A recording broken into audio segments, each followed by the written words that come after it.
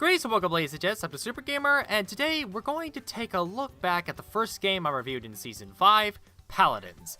Back when I first reviewed Paladins, it was technically still in open beta, specifically Open Beta 65, and boy was in a real crappy state during that time. How come? Let me explain. So I had several complaints with the game. My biggest problem was the fact that when I reviewed it, it was heavily reliant on pay to win. See, your cards could be upgraded, and these cards boosted the stats for the champions to extreme measures. What was wrong with this feature? Everything. Since it was pay to win, that meant that the players with more dough to throw away on expensive cars and crap like that could be artificially better than the other players, which resulted in tons of people having a serious disadvantage. And bear in mind, these cards came in loot boxes, so it's not like you could control what cards were leveled up. This was a mess so big, it drove me crazy, and after uploading my review, I uninstalled Paladins for 2 whole months. Thankfully, this is no longer the case now that Paladins is officially released. The cards have no levels now, and the only way they could be altered were using different cards for a champion's abilities. It really shows that something so horrendous can still be changed if you listen to your consumers. Right, EA? Now to some of the more minor gripes I had.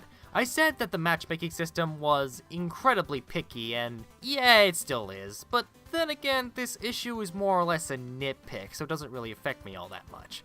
The issue of unoriginal character design is still an issue I have, but it's one of those things that can't exactly be fixed now. I guess it's not that bad, but still something I noticed. And finally, I stated that it was so annoying that you couldn't change characters in the middle of the match. The reason for this complaint was because of the pay-to-win stuff, as you could be stuck with a champion with low-level cards, while the enemy team has champions with high-level cards. I bet you can imagine how infuriating that would be. Thankfully nowadays, I don't mind it all that much. I still kind of wish I could change characters, but hey, at least it's better than it was before. So, overall, now that the game has improved a lot, what would I rate it this time? While I will say that I still much rather play Overwatch or TF2 than Paladins, I can confidently say that Paladins now is so much better than it was when I reviewed it.